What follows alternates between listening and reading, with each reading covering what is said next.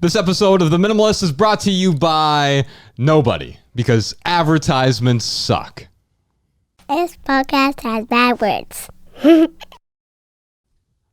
Hello, everybody. Welcome to The Minimalist Podcast, where we discuss what it means to live a meaningful life with less.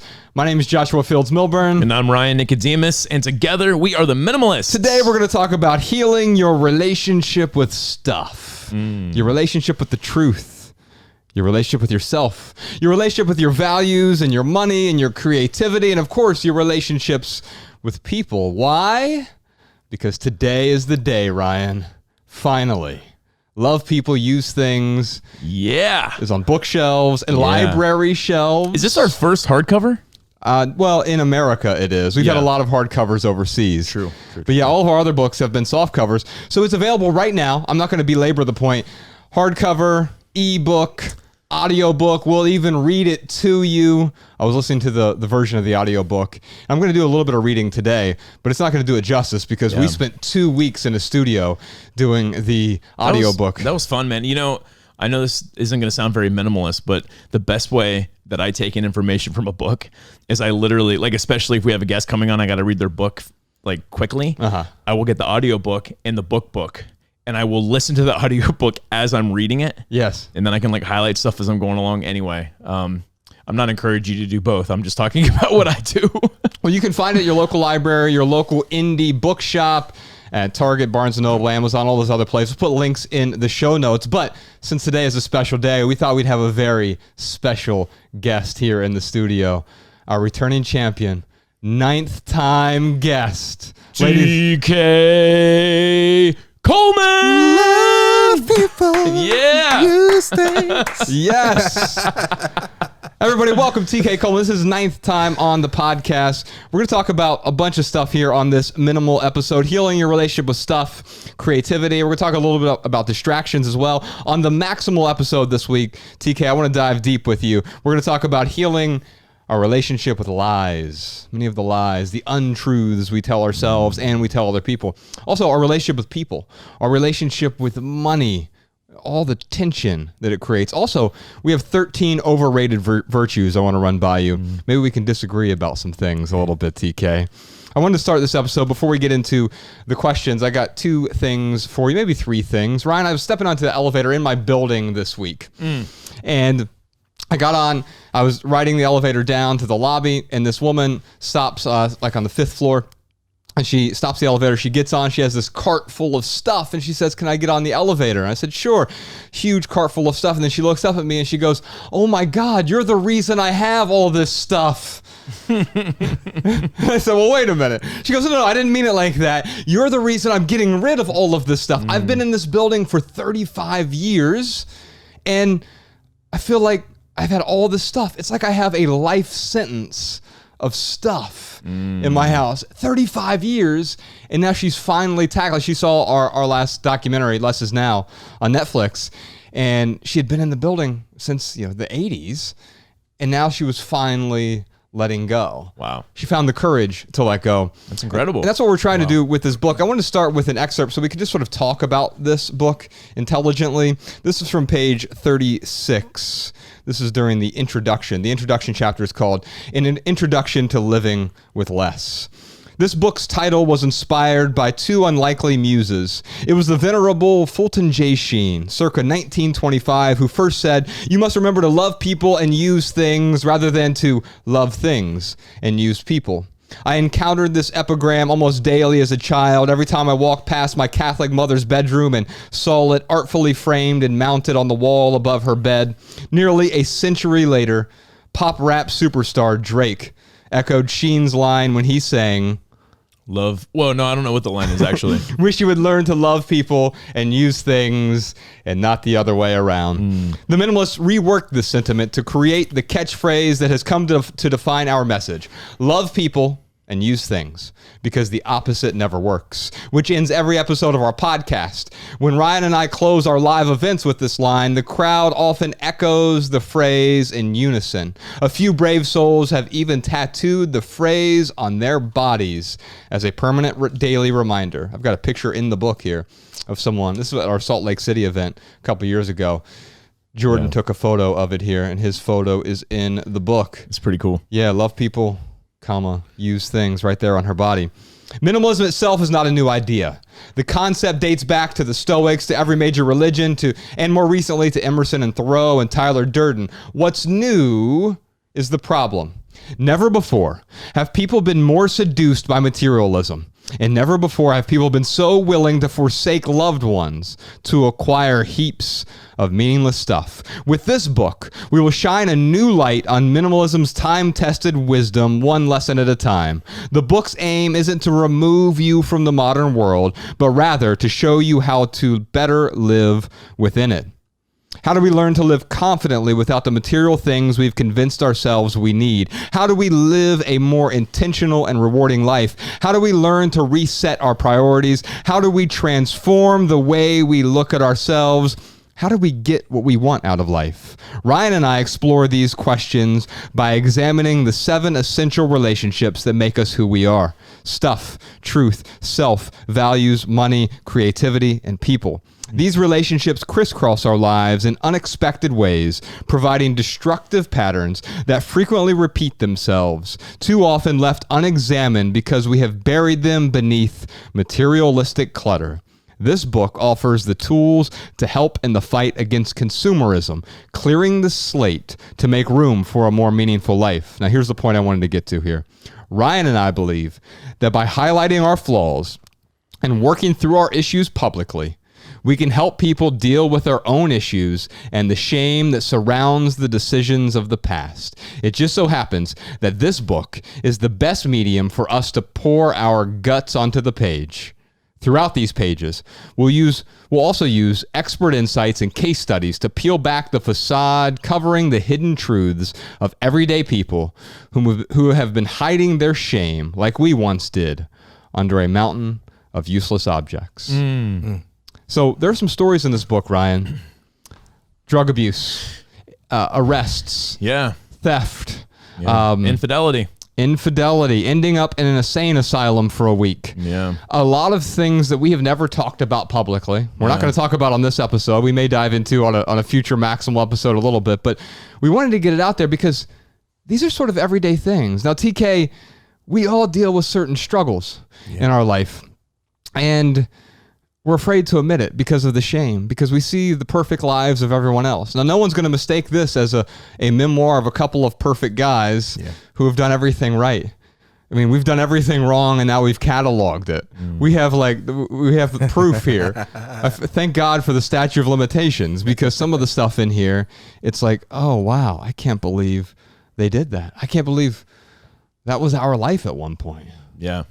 Well, I think that's where people learn the most. I mean, we have this weird thing in Western culture, I think specifically, of we put our leaders, our role models, celebrities, we put them on this pedestal as if like they should be perfect or as close to perfect as possible. Yeah.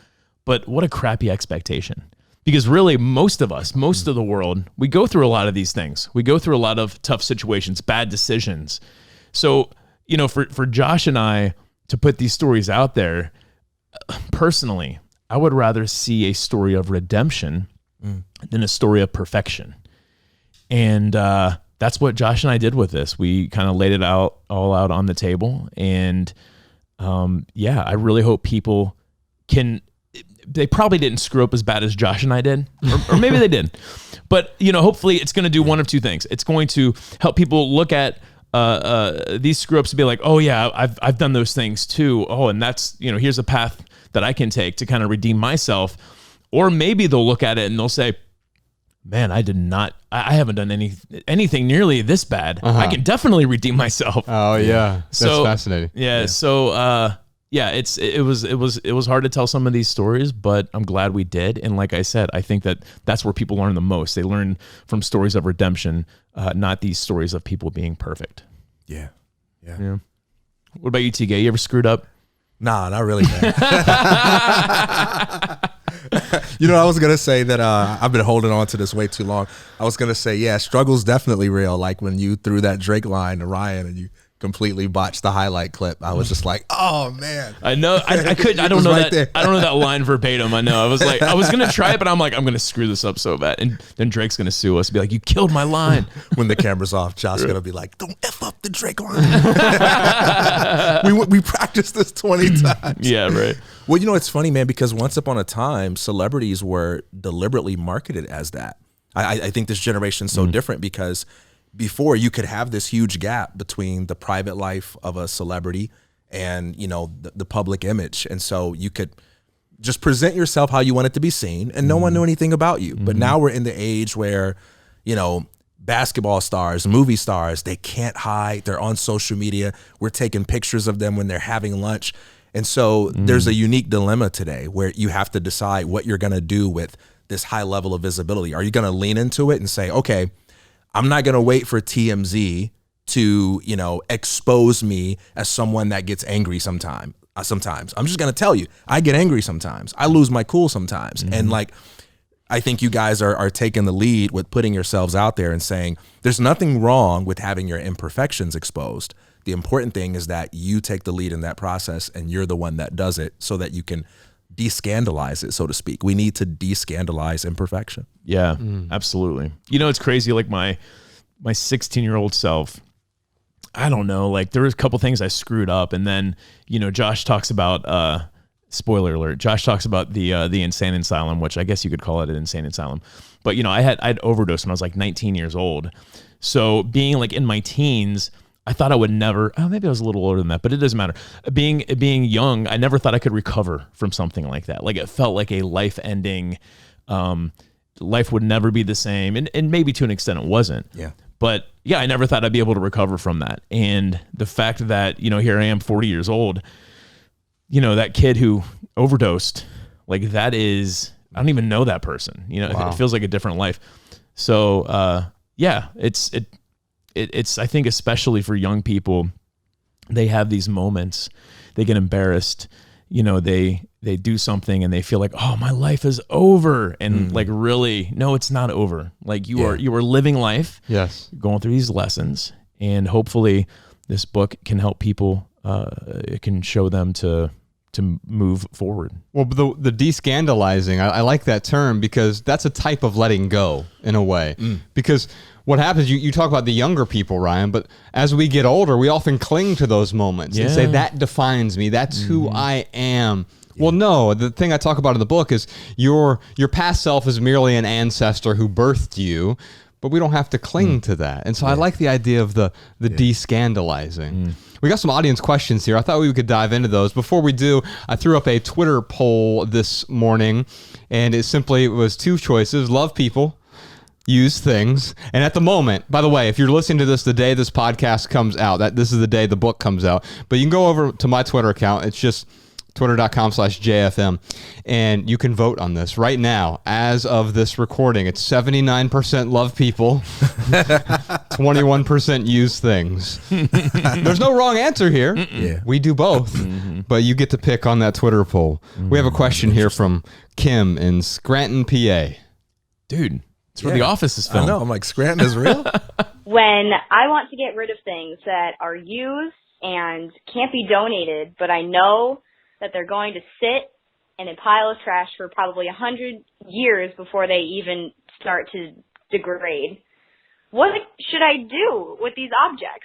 There's certain things that I know I can get rid of because I'm not using them, but to throw them away hurts my heart.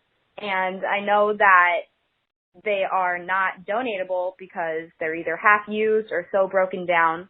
What we're really talking about here, TK, is how do you let go of possessions? I pulled this from our website because I need this reminder. This is always a reminder for me because I have the same problem. I get caught up in but I need to find the perfect home for the thing if I want to get rid of it. Now, the woman I encounter on the elevator, she's like, I'm headed to Goodwill. I'm getting rid of this stuff. It's a burden. Now, why did she notice that?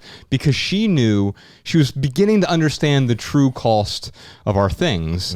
And so, real quick, how to let go of possessions. Our possessions possess us. We'll put a link to this in the show notes. This is how we let go. If a thing stops adding value, sell it.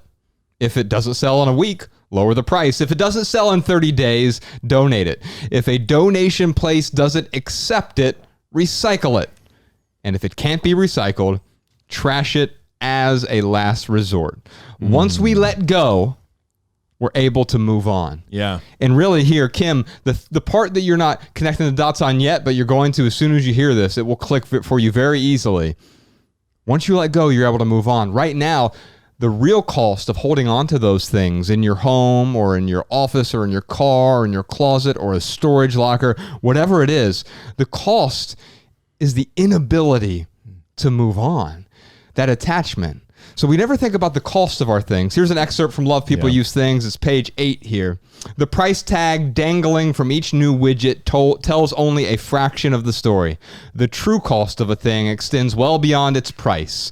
There's the cost of storing the thing, maintaining the thing, cleaning the thing, watering the thing, charging the thing, accessorizing the thing, refueling the thing, changing the oil in the thing, replacing the batteries in the thing, fixing the thing, repainting the thing, taking care of the thing, protecting the thing. And of course, when it's all said and done, replacing the thing. Not to mention the emotional and psychological costs of our things, which are even more difficult to quantify. When you add it all up, the actual cost of owning a thing is immeasurable. So we better choose carefully what things we bring into our lives, because we can't afford everything. Yeah. Yeah. I love that. Remember when I kept saying everything? And Matt was like, can you just say it the correct way? Yes. And I just don't know how to say it. It's thing. I don't know what else to say. No, Kim is prolonging pain here. Like she's putting it off. The one thing I'll say is, Kim, as soon as you purchase that thing, you already hurt the environment. Holding on to it doesn't hurt the environment less. As soon as you took that thing off the store shelf, you already hurt the environment. And all you're doing now is you're prolonging the pain of letting that thing go. I would encourage you to just donate what you have. You may not realize that some of the things you think aren't donatable might be donatable. Now, maybe she's got a half a cheeseburger or something. Like, yeah, you can't donate something like that. Yeah. But let the donation place decide on some of these things that maybe you're on the fence with. But yeah, ultimately, what Josh and I wrote about, the process of letting go, those are some very easy, simple steps. And what this will do is help Kim. It'll give herself permission to put some of these things that, they might end up in the landfill. The best way to really redeem yourself here is to stop purchasing crap that you don't need. Yes. It's the best thing you can do. But sitting here and holding on to it, that's like in a way, like a hoarder's mentality of like, well, it might be able to be used one day, and I can't donate it, and I don't want to put it in the landfill. Like we make up all these excuses, but I can't say it enough, Kim. Like as soon as you purchased that thing and took it off the shelf, unfortunately, you already hurt the environment. Yeah. TK, let's talk about some of these costs. Let's talk about the psychology behind this. Yeah. So from that perspective, I would say, the first step to letting go of stuff is letting go of the stories you tell yourself about the stuff, right? A story is kind of like the glue that attaches us to these things that we have a hard time letting go of. It's like if I got this letter from, when I was in 6th grade, a girl that I liked, she wrote to me, I'm trying to pretend like people loved me when I was in 6th grade, but it's the story about what this means that makes it hard to let go, because that's just a piece of paper, with the words written in ink, but it's the story. Like, if I let this go, who do I become? Can I still be me without this thing? And so even in this question about like, if I let go of things, it's going to be kind of like waste. If I can't donate it and I throw it out, that's going to be wasteful. Well, that's a story. That's a story. And it's a story that's rooted in guilt. I need to let go of these things because they're hindering my joy. They're getting in the way of my pursuit of meaning.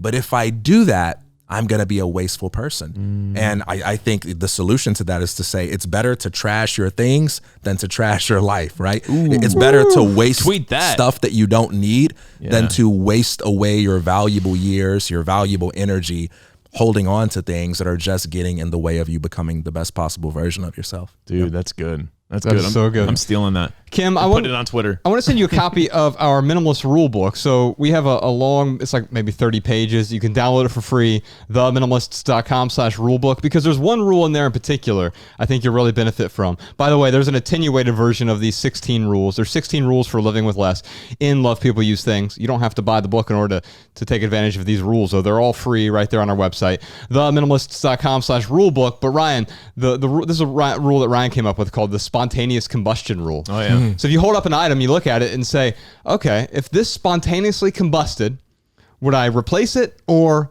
would I feel relieved? Meaning, like, would I buy this thing again? And clearly with these things that you're talking about trashing, there's one other story that she might be telling herself. Oh, no one else wants these things. That's not always true. Yeah.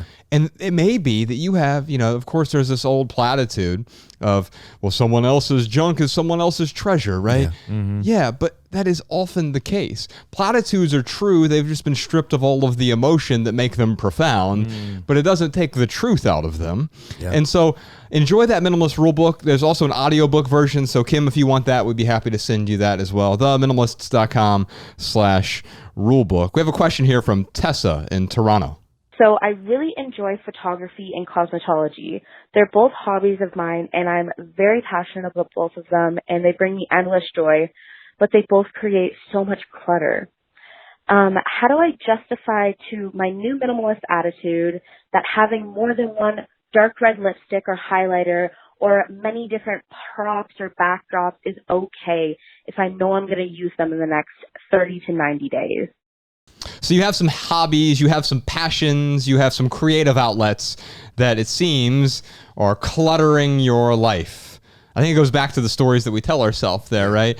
As a minimalist, I'm supposed to own nothing. And believe me, I get it. We're going to do a future episode soon about recluttering. In fact, this is the first episode we're recording in this new studio here with the sound panels, and it sounds so much better now. We're tweaking some of the equipment and everything, and with Podcast Sean and Jordan No More, and we got new lighting in here. And so there are certain accoutrements that are required for us to film this podcast. We've decided we wanted to do a video version of the podcast. Right now you see these backdrops behind us. These aren't really backdrops. It's wrapping paper.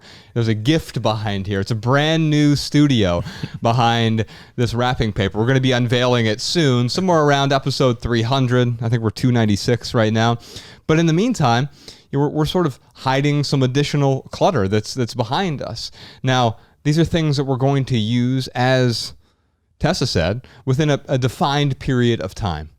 And I think that's what's important. Setting up those boundaries. Another one of the minimalist rules that we have is the 90-90 rule. Am I going to use this in the next 90 days? Have I used it in the last 90 days? If not, then I give myself permission to let go. What do you think, TK? What about these boundaries? And also, what about this sort of, we did a whole chapter in Love People Use Things about creativity.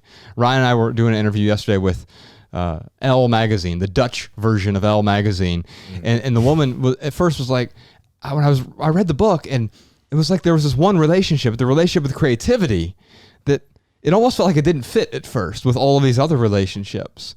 Why did you decide to write about it? And I said, because we've been lied to. We've been told we're consumers. And that's partially true. Consumption isn't a problem. Consumerism, though, is a problem.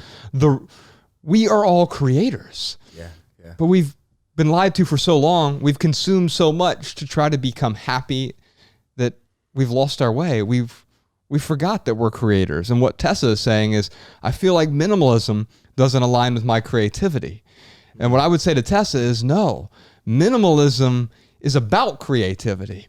It's stripping away the excess so we have the space, we have the blank canvas from which to create. Yeah, that's exactly right. Like, we have to make a distinction between minimalism and dogmatism, right? Like, minimalism is a lifestyle where you contextualize your material possessions with a sense of purpose.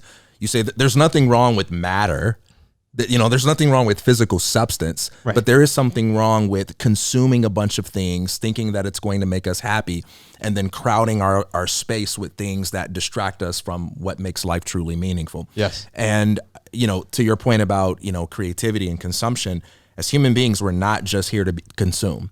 And, a lot of advertising kind of convinces us that we can, but we actually become depressed pretty quickly when we're divorced from the creative process. And so anytime you feel like, okay, I got a bunch of stuff, but my life is feeling empty, even though my shelves are full, don't just ask yourself, how can I get rid of my stuff? But ask yourself, how can I fill the space surrounding my stuff with more creative energy? How can I maybe get a new use out of the things that I already have? How can I be more creative with how I employ them and so on? So I think I think the creativity piece is absolutely essential. But, you know, to answer this question, I would say, let go of the story of guilt that says there's a certain number of things which, if you have, makes you some kind of sinner and puts you in minimalism purgatory. This is not a religion. There is no objective right or wrong number of things for you to have. If you are an artist and you need many different colors, you know, who's to say, well, 12 is more than enough? Well, not if you need 13 colors in order to be able to paint your picture, you know? So let go of that story of guilt and make sure that you are analyzing the things in your life by how much use you make of them. And if you're using them, give yourself that permission. And if you're not, then as Josh said, give them away, recycle them, do what you got to do. Yeah. Makes me think that Tessa here should ask herself the question, are my things getting in the way of my creativity? And if the answer is yes, then yeah, Tessa, you got too much stuff.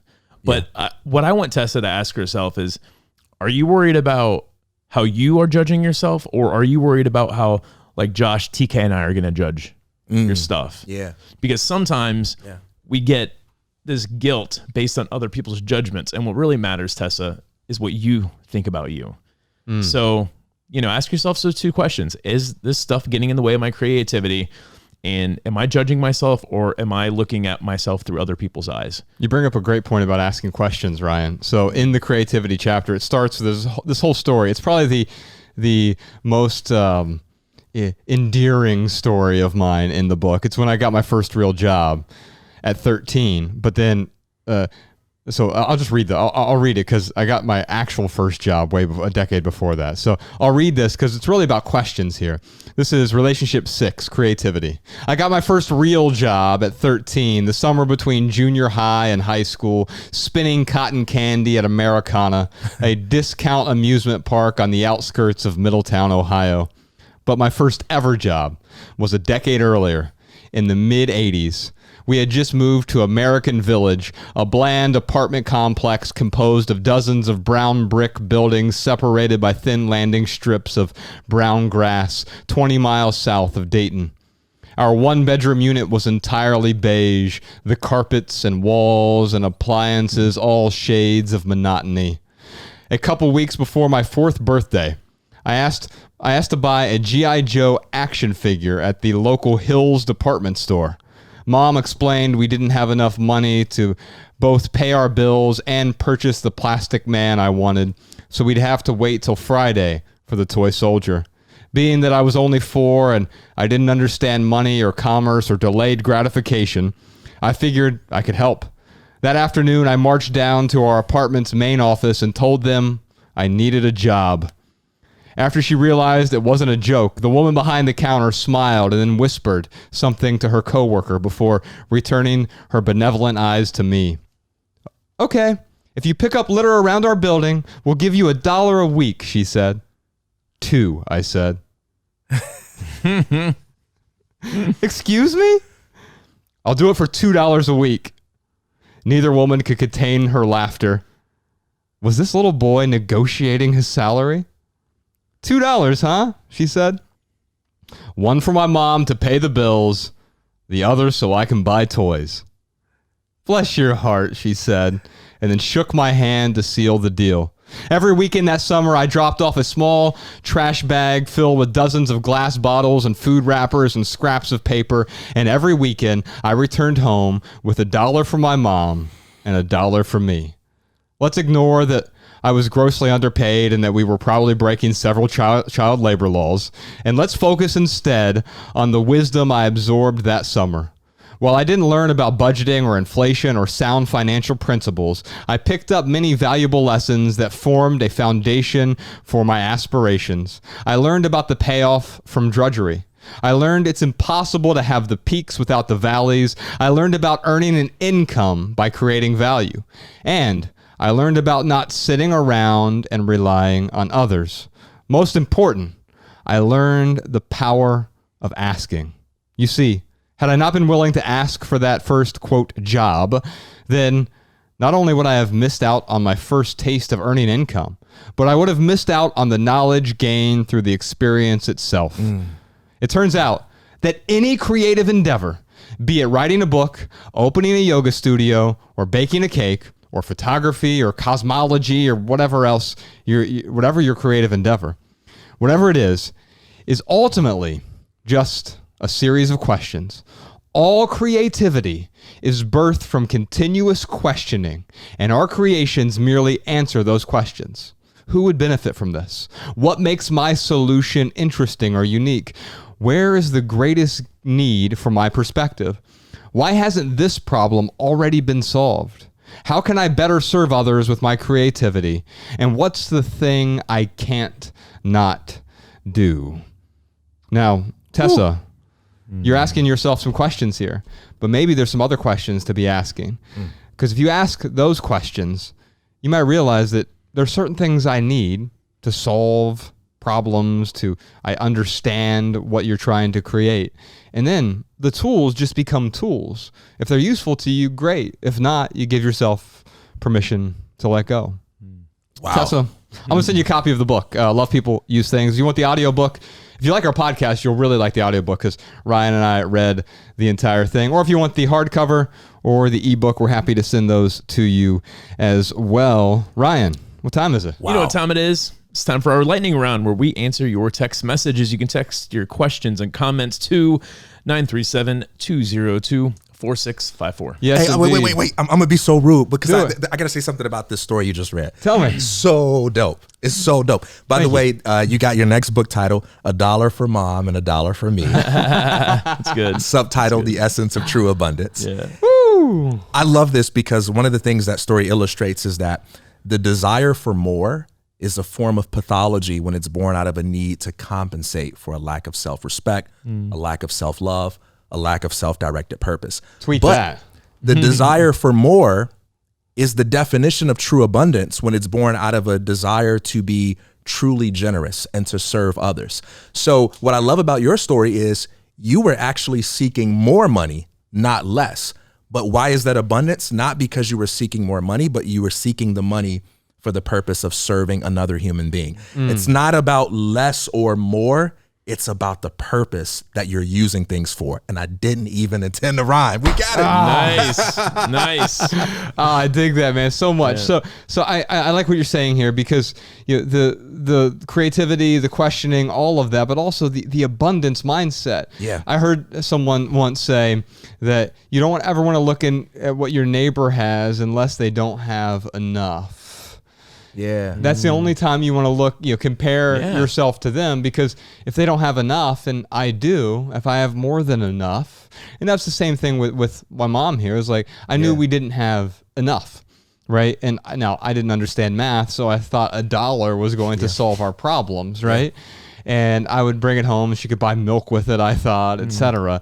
But it wasn't about, now it's like, oh, I look at my neighbor and it's like, oh, they have more than me. I should get some of their stuff is now mine, or I need to do something to become more like that person. Anthony O'Neill and I had this awesome discussion about just money and how there are all these stereotypes around wealth where like the desire for wealth is often demonized. And sometimes we have a tendency to over spiritualize the experience of lack. And one of the overlooked things about abundance is that sometimes when you don't desire more, that can be a form of unhealthy selfishness, because it can be an indicator that you only think about yourself. You only think about your own needs. You're not aware of anybody else who needs help. And sometimes the desire for more, the desire to make more of yourself, to maximize your capacity to create wealth, is born out of seeing other people struggle and say, it's not enough for me to just provide for me and my family. I want to make a difference in the lives of other people. So I'm going to push myself to achieve a new level in my own life by actualizing my potential so that I can be a greater asset to other people. It's not just about things. It's not just about stuff. That's what makes generosity generosity. Not that you have more numbers behind your name, not that your net worth is higher, but that your desire to serve is bringing out the best in you. Oh, that's beautiful. It's reminding me of what the publisher wrote for the description of the book. The very last paragraph is one sentence. Because once you have less, you can make room for the right kind of more. That's it. Now, Amen. I wouldn't say right, wrong, morally. Let's be clear about that. What the publisher is highlighting there is like, well, you know, we're searching for one kind of more, and it's making us miserable. We never even think about this other more. Yeah. And it requires a subtraction, an uncovering of sorts in order to find that abundance. Maybe the abundance has always been there. Yeah, And we've yeah. simply covered it up with Yeah. all this stuff. Yeah. Now, this lightning round, TK, you'll recall, since this is your 9th time on the podcast. Is it 9 times? Yes, That's this incredible. is. Yeah, I 9 sent him- times in the finals. I sent him a picture of Bill Russell this morning because Bill Russell has this picture wearing all 11 of his rings, and I'm like, you're getting close.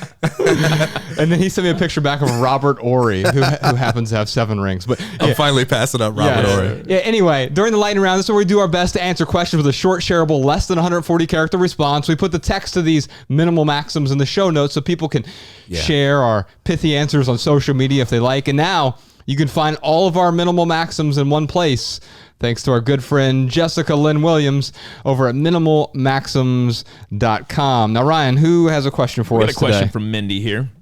She wants to know, how do I rejuvenate my creativity when I'm overwhelmed by burnout? Well, here, I've got a pithy answer from you, but it's not my pithy answer. It's TK Coleman's. So just this week, he tweeted this, and I was like, oh my gosh, this is perfect for this question. So Mindy again says, how do I rejuvenate my creativity when I'm overwhelmed by burnout? And here's the tweet that I got from TK Coleman. We do not create because we know that our desire or that our ideas will live on. We do not create because we know that our ideas will live on. We create because creativity is part and parcel of what it means to be fully alive. Yeah. Yeah. I like That's that. why and that's the problem with consumption, or consumerism rather. The problem with consumerism as an ideology, buying things is going to make me happy. It's going to make me fully alive. But it does the opposite. It often, not that there's anything wrong with the material things, as we said. Right. But the consumption of those things doesn't fill the void like we thought it would. By the way, the void was just created by marketers and advertisers and major corporations anyway. In comparisons, yeah. Yes, but in comparisons to make us feel inadequate. Right. And what you're saying in this tweet, from what I tweezed out of it is, man, TK, if we want to fill the void, it's filling with creativity, not consumption. Yeah. I love that, man. My favorite Chuck Norris quote is slow down to go faster. I just heard someone say the other day that if you can't find an hour to meditate, then you need to meditate for 2 hours a day. Yeah. Right. There is a quality of meaning and success that wisdom will bring that work can never deliver. And so if you find yourself in these overwhelmed spaces and you're trying to figure out how to get more creative, you got to remember, you can't let your light shine if you're too busy putting out fires all the time.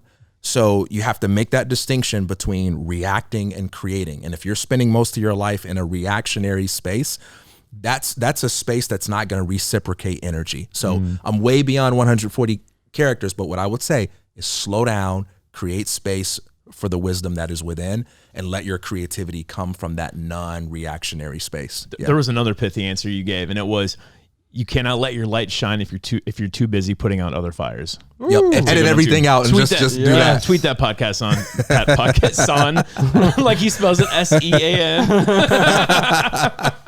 No, he doesn't. He spells it the correct way. Right, exactly. And if you spell it any other way, you're wrong. Not just incorrect, you're morally wrong. You're a bad person. No, we love all Sean's, no matter how you spell Yes. it, even if you are wrong. Even if you're a scene. I got a pithy answer for you, Ryan. Creativity is essential. Consumerism is not. That's self-explanatory. You got something for us? I do, and I just want to preface it with this, Mindy. I come from a place of relating, not of judgment with this comment. I've been there. So here's my pithy answer. Show me your calendar and I'll show you your priorities.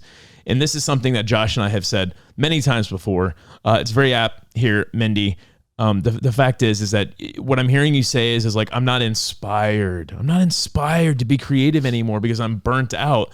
Well, if you're going to wait around for inspiration, it'll probably never come. But if you plan for inspiration, you plan to be creative, that's when it will start to come.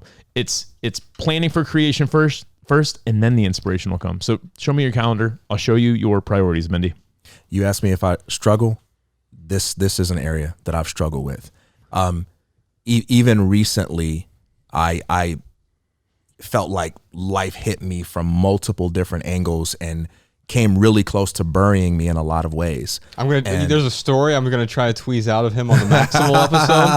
I know we can't tell it publicly. He may not even tell it privately, but we'll see. We'll see. But they'll go ahead and dance around the edges right now. I don't even know the story, man. It's killing me. All right. In the spirit of being transparent, I just want to say I've struggled with some things. Yeah. No, but I seriously do know what it means to burn out. And there's a paradoxical thing that happens with creativity. If you're a dreamer and you come up with creative ideas, that's a really fun stage. But once those ideas begin to work, they create a lot of tasks for you. And it's very easy to kind of slip into maintenance mode where you're managing all of the responsibilities that come along with creating results. And so I have been in many stages in life where I was inspired, I'm generating a lot of ideas, then those ideas start working and maybe I have customers or promises to keep. And now I'm entirely in maintenance mode. My energy is being drained. I'm losing creativity. My output is really high. I'm very productive and respectable to society, but I'm losing myself in the process. And I even had to recently just step away. I stepped away from social media for a couple of weeks. My wife and I went back home to Chicago and Michigan and just kind of stepped away from the fray because I had to realize, like, man, if you lose yourself, it doesn't matter what it is you're giving to someone else. Like, you know, the real treasure is not the golden egg. It's the goose that lays them. You got to protect the goose that lays the golden egg, if you know what I'm saying. Yes. Yeah. And that's why we did the self chapter in the book as well. Yeah. We'll dive more into that on the Maximal episode. Now, we have the most odd added value segment this week that we've ever had, thanks to our good friend TK Coleman, and we're going to get to that added value segment in a moment. But first, here are some voicemail comments and insights from our listeners. Check them out. Hi, this is Kira calling from Chicago. I just listened to episode 12 on money and wanted to share some advice that helped me in my minimalist lifestyle during and after college. My dad advised that I didn't attend a university where the tuition would cost more than what I would make in my first year entry salary with that degree. After following that advice, I picked up a second job after graduation to pay off my loans, and I continue to live with roommates to keep costs low. Between both of those approaches, I paid off over $20,000 in debt in less than a year. The financial freedom has opened up more doors than I could ever imagine, so I was able to quit my second job, afford to buy a new car, travel the country, and move to my dream city to pursue my life passion, all within 5 years' time. It was a long and difficult road, working 70-plus hours a week for a year, but it was all short-term pain for long-term gain and worth every initial sacrifice to get me to where I am today. Hey there, my name is Sam McGee. I'm from Spokane, Washington, and I wanted to respond to the episode on creativity with Matt D'Avella. I love the ideas that are expressed in this episode, which I do feel are consistently hit upon in every short documentary that Matt puts out every week. I have been a longtime follower. As a documentary filmmaker myself, I've spent the last year replacing the urge to consume with the habit of creating. This is one of the topics you discussed in this episode. I've found in my commercial work and in my personal life, it's become a lifestyle of creating. Photographing my family, creating films about my kids for the purpose of sharing that art with my family, for the purpose of group therapy with my wife as we learn to be the best parents possible for my kids. That's the point that I want to make. Filmmaking, creating, for me, is a form of therapy. It's a powerful way for me to process the world and invite others to join me in that conversation. Invite others to engage and consider these moments in their own lives. I'm thankful for that invitation that you put out there on the internet every day with the Minimalists quote content, as well as Matt's content. I do personally need the consistency. I choose to listen for the 10th time because I need to be reminded to kill the habit of constantly consuming. All right, y'all. Big thanks to TK Coleman for joining us today. We have a bunch more surprise questions for TK this week over on Patreon. In the meantime, you can check him out. Revolution of One is his show. You can follow him on Twitter and Instagram. We'll put links to both of those in the show notes. And then check him out on the Maximal episode this week. That's on the Minimalist private podcast. That's patreon.com/The Minimalist. But first, real quick, for right here, right now, here's one thing that's going on in the life of The Minimalist. You know, the new book came out today. Love People Use Things because the opposite never works. Hardcover, ebook, audiobook, but we released this at a time where we can't really do a full tour yet. However, next week, we are going to announce the official Love People Use Things tour. We're coming to 20 cities, US and Canada. If you're on our email list, you'll be the second to know. The first to know will be our Patreon supporters. They get tickets 24 hours in advance, so they get the best seats in the house. And who knows? TK, we might even convince TK Coleman to come to some of these tour stops with us and join us on stage. I'm going to drive to all of them and crash them. we want TK there, and so it's going to be all over the place. The South, the East, the West, this fall, this winter. theminimalists.com/tour to find the city closest to you. Now, I know that a lot of you will want to get tickets. Now, some of these are going to be at some smaller venues. I have to tell you this in advance because tickets for our last tour, we did 50 cities and I think 43, 45 of them sold out, right? Yeah. And they'll sell out. And people will always ask, when are you going to come to Dallas? When are you coming to Boston? When are you coming to Seattle? Well, now the answer is fall and winter. And now's your chance. Don't wait for the tickets to sell out. If you want to attend, we've priced them very, very reasonably to cover our travel costs. We're not making a bunch of money from these tours. The tickets are inexpensive. And so now's an opportunity. Now, if they sell out and scalpers start selling them on StubHub or whatever, I can't do anything about that. So now is your chance to be the first in line to get tickets for that. Also, this week, yesterday and today, Ryan and I are going around to bookstores in LA County and signing copies of Love People Use Things throughout LA County, local indie bookshops, as well as a few Barnes and Noble as well. So if you do pick up a copy in LA County, there may even be an autographed copy for you. And no matter where you are, if you pick up a copy of Love People Use Things, our local meetup groups, free local meetup groups over at minimalist.org. TK, we have 100 free local meetup groups in 8 different countries. There's also one that's called an online city. So for folks who don't have a meetup group close to them, there's this online city. 16,000 people in there who all encourage each other with their stuff, their relationships, their careers, etc. And that minimalist.org group is going to do a special Love People Use Things. It's a group challenge. They're all going to do this group challenge together. The publishers set this up. They've been working with Jess on this, who runs our social media. And so we've got this whole challenge for the month of August. If you are over there, minimalist.org, it's free to join. We don't want any money from you for that. And if you can also meet open-minded, like-minded people who are exploring just like you are. And if you enjoy the book, this is the only time I'm going to ask this. I'm going to ask it one time only. If you enjoy Love People Use Things, please leave us a review on Amazon, Barnes & Noble, and Goodreads. If you enjoy the book, it's one of the best ways to help us spread this message of living intentionally with less. Now, for our added value this week, TK Coleman. So, it's July, and it's today feels like Christmas in July. I thought we would end this episode because TK is here. TK listens to Christmas music every day of his life, I'm told. And so, with our book coming out, it feels like Christmas to me. Let's end this week's episode with Love is Christmas by Sarah Bareilles.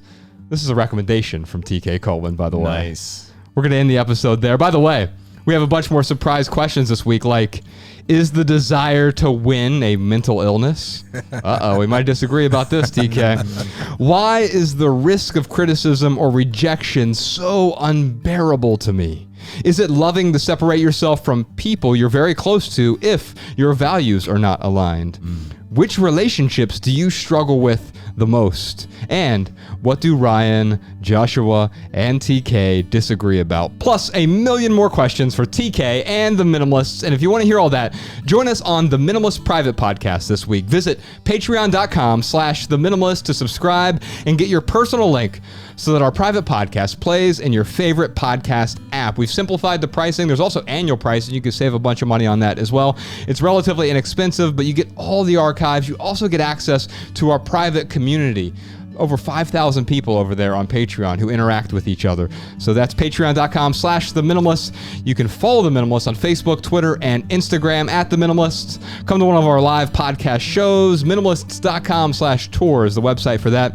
If you have a question, comment, or minimalism tip for our podcast, email a voice memo to podcast@theminimalists.com. You can comment on this episode at youtube.com/theminimalists. And if you want our show notes in your inbox, sign up for our email list over at theminimalists.com. You'll also receive our simple Sunday emails for free whenever we send those out. And if you leave here today with just one message, let it be this: love people and use things, because the opposite never works. Thanks for listening, y'all. We'll see you next time. Every little thing you think that you need, every little thing you think that you need, every little thing that's just feeding your greed. Oh, I bet that you'd be fine without it.